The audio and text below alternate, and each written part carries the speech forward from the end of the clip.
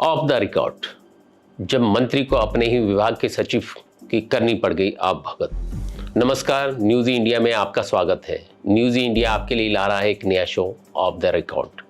इसमें हम बात करेंगे ऐसे किस्सों की जो खबर तो नहीं बन सके लेकिन खबर के लिहाज से अहम थे। पर्दे के पीछे की ऐसी दिलचस्प कहानियां हम आपसे नियमित तौर पर साझा करते रहेंगे। पहले शो में हम बताएंगे कि किस तरह एक चाय पर सरकारों के बीच टल गया टकराव। आमतौर पर हम पब्लिक और अफसरों को अपने मंत्री की खुशामद करते देखते हैं, लेकिन क्या आपने कभी देखा है कि मंत्री को ही अपने मातहत आने वाले विभाग के सचिव की खुशामद करनी पड़ी हो? जी हाँ, ऑफ द रिकॉर्ड में आज हम ऐसे ही एक किस्से को साझा करने जा रहे हैं, जिससे ये भी पता चलता है कि किसी जमाने में सरकारों के टकराव के बीच चाय की चुस्की पर ही मामला सुलझा लिया जाता था। नमस्कार, मैं हूं गुलशन राय खत्री और आप देख रहे हैं ऑफ द रिकॉर्ड। ये किस्सा है लगभग 2 दशक पुराना। उस वक्त केंद्र में थी बीजेपी की अगुवाई वाली अटल बिहारी वाजपेयी की सरकार और दिल्ली में कांग्रेस की शीला दीक्षित वाली सरकार। दिल्ली में उस वक्त प्रदूषण की बुरी हालत थी। प्रदूषण से दिल्ली पूरी तरह से करा रही थी। हालत ये थी कि सड़क पर कोई सफ़ेद शर्ट पहनकर निकले तो शाम आते आते वह खाली हो जाती। मामला गया सुप्रीम कोर्ट में। सुप्रीम कोर्ट में दिल्ली को सीएनजी लागू करने का आदेश दे दिया। पूरी दिल्ली में उथल पुथल मच गई। ट्रांसपोर्टर विरोध में हड़ताल पर उतारू हो गए। जैसा होता है, विपक्ष भी सरकार को घेरने के लिए सड़कों पर उतर आया। शीला सरकार के लिए इधर कुआं उधर खाई जैसे हालात थे। काफी सोचने विचारने के बाद शीला सरकार ने फैसला किया कि वो अदालत का फैसला मानेगी और दिल्ली में सीएनजी लागू की जाएगी। सरकार के सामने कोर्ट की डेडलाइन तक सीएनजी लागू करने की चुनौती आ गई। खैर, इस पर काम शुरू हुआ, लेकिन काम शुरू होते ही दूसरी मुसीबत खड़ी हो गई। हुआ यूं कि एक दिन सुबह शीला सरकार के ट्रांसपोर्ट मिनिस्टर अजय माकन ने अखबार में पढ़ा कि उनके विभाग के सेक्रेटरी, जो ट्रांसपोर्ट कमिश्नर भी होते हैं, उनका तबादला कर दिया गया है। जाहिर है कि ऐसे नाजुक वक्त पर विभाग के मुखिया के तबादले से सीएनजी लाने की पूरी कवायद ही पटरी से उतर सकती थी। लिहाजा माकन ने फौरन अपना फ़ोन उठाया और सीएम शीला दीक्षित को फ़ोन करके इस बारे में जानकारी दी। शीला दीक्षित ने सुना तो उन्हें भी झटका लगा, क्योंकि ट्रांसपोर्ट कमिश्नर को हटाने के लिए ना तो उनसे सलाह ली गई थी और ना ही बताया गया था। शीला दीक्षित ने स्थिति को भांपा और उसी वक्त एलजी विजय कपूर से वक्त मांगा। कपूर ने भी वक्त दे दिया। माकन को साथ लेकर शीला दीक्षित राजनिवास पहुंच गई।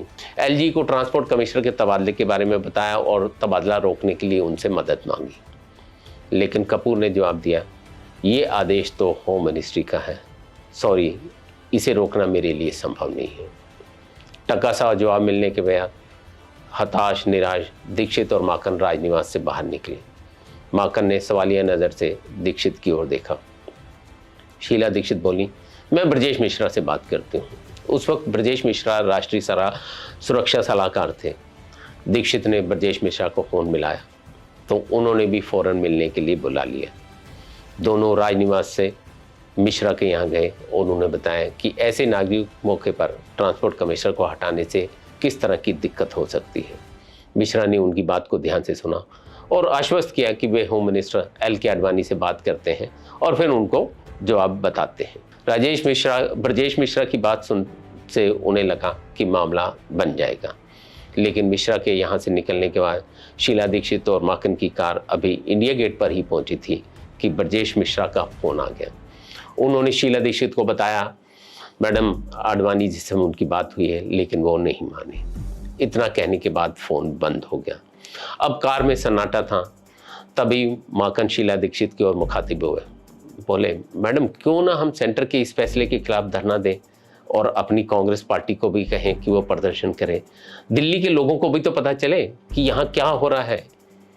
शीला दीक्षित कुछ पल चुप रही, फिर मुस्कुरा कर बोली, इससे टकराव बढ़ भी तो सकता है। हमें तो काम करना है तो रास्ता भी हमें ही खोजना होगा।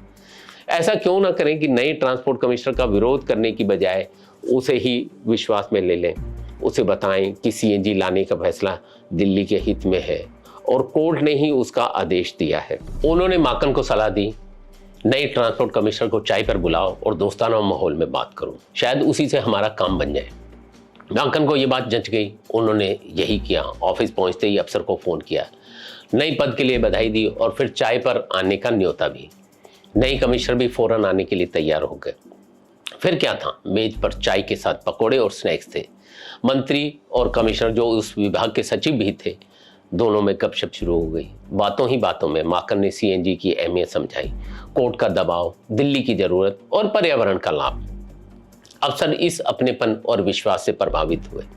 फिर जो हुआ वह इतिहास है। हजारों बसें, ऑटो और टैक्सियां सीएनजी पर चली, दिल्ली की हवा साफ हुई और सीएनजी इतनी सस्ती और लोकप्रिय साबित हुई कि प्राइवेट कारों में भी लोगों ने इसे अपनाया। कहते हैं कभी कभी बड़ा बदलाव भाषणों या धरनों से नहीं होता, एक कप चाय और कुछ पकौड़ों से शुरू होता है। तो ये था शीला सरकार के समय का किस्सा। हम ऐसे ही किस्से आपके लिए लाते रहेंगे। क्या ये किस्सा आपको पसंद आया? आपको और क्या पसंद है, हमें कमेंट बॉक्स में लिख भेजिए। धन्यवाद, नमस्कार, जय हिंद।